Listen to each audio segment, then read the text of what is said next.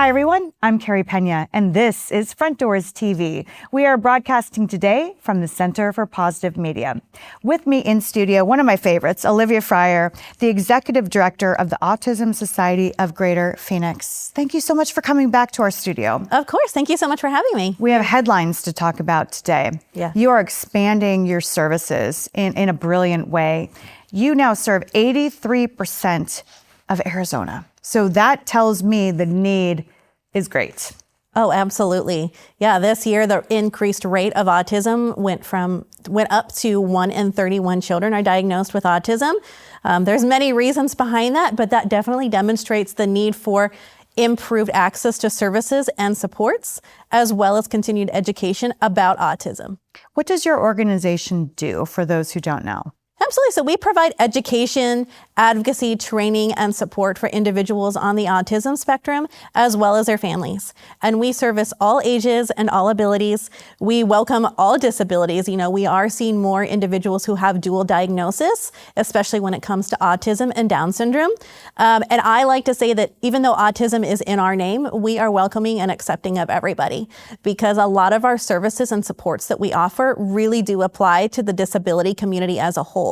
We do a lot of advocacy for the disability community as a whole in terms of making sure that our services in Arizona are better. That way more people can have better futures and lead to more independence. This is close to your heart because your son is autistic. Yes.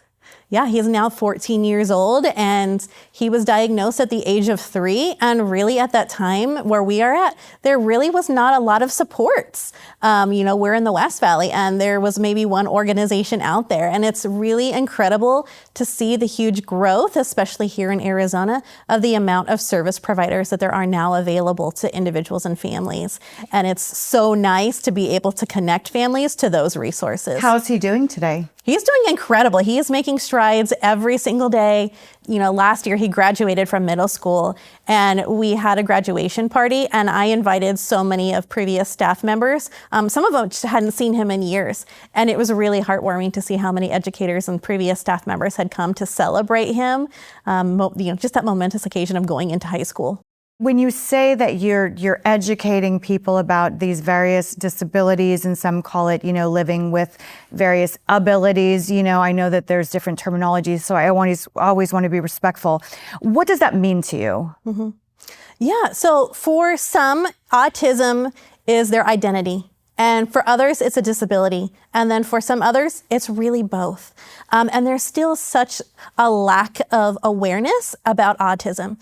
We're always talking about acceptance and moving towards that, but there's still so much awareness that's needed. There's still so many communities that don't have access or information about autism.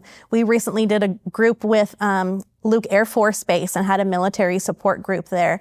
And, we encountered a lot of families who are serving in the military who said that, my extended family member has no idea about autism. So I actually just recently ran a group about what is autism. And it's a class that we plan to run every so often to just give anybody who wants to learn about autism the deep ins and outs versus knowing about the stereotypical viewpoint. Is the community doing a better job of understanding? I think to a certain degree, yes. There's definitely more education with the increased rate that we're seeing. There's definitely a lot more, like I said, there's a lot more service providers who are well aware of it. And we've actually been really fortunate. We've had multiple cities here within Maricopa County reaching out to us asking, how can I make our city more inclusive? What things can our adaptive recreation team do to build supports for our disabled community members? So it's been really incredible to have those community conversations with various partners about just improving our communities and making it more inclusive for everybody. And I would be remiss if I didn't ask you about this. This is so exciting to me, but the expanded training for law enforcement.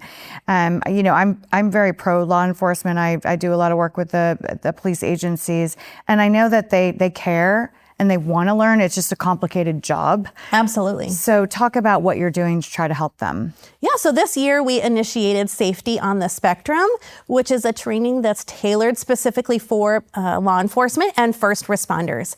It teaches them, again, that deeper dive into what is autism. So it's similar to what we're teaching the community, but we're adding in those de-escalation techniques. So we're talking about when you encounter somebody with autism who might be experiencing anxiety or a meltdown, we're teaching them what that looks like, and then learning how to identify what those individual stages look like, and then what we can do to help de-escalate the situation to hopefully have those better interactions with law enforcement. Because what I love about you as a leader, Olivia, is that you're a mom, you're a leader, you're an advocate for the autism community, but I think you also are sympathetic to the fact that it is challenging because you don't always know from looking from the outside in what's happening.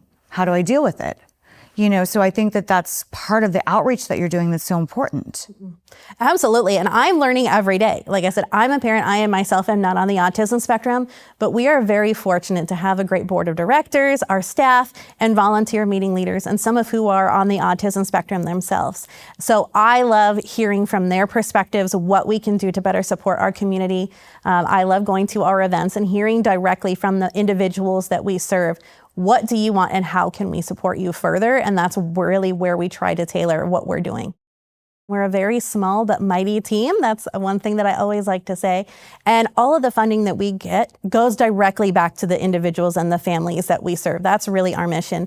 We don't have a physical location, and that's not something we ever wish to have because we truly want to be able to support the community as much as humanly possible. So like I said, our website is full of so many incredible supports. It's phxautism.org. We have a lot of we are very active on social media, Facebook and Instagram, so people can follow us there as well as YouTube and LinkedIn. So we really try to just be as available to people as much as humanly possible to be able to support them on their journey. And just finally, the tax credit, this also will help you if people want to donate the tax credit? Yeah, absolutely. So we do qualify for the Arizona Charitable Organization tax credit. So that's something that people can take advantage of. And, it's really important because it does go directly back to individuals in your own community. And with our expansion of now 83% of Arizona, we're able to reach those people in, rural communities that maybe had no idea that we existed. So that's been really great to be able to tell them that, hey, we're here to support you. We might be, technically in Phoenix, but we're in your area as well, supporting you. That is so important because people cannot feel disenfranchised because they're not in the urban center. Right. So I appreciate that work that you're doing. Olivia Fryer, beautiful human being. So happy that your son's doing well and he's continuing to expand. And you said he's interacting more. Oh, absolutely. And this is such a great update to hear from you. Thank you so very much. And thanks to all of you for watching. This is Front Doors TV. I'm Carey Peña.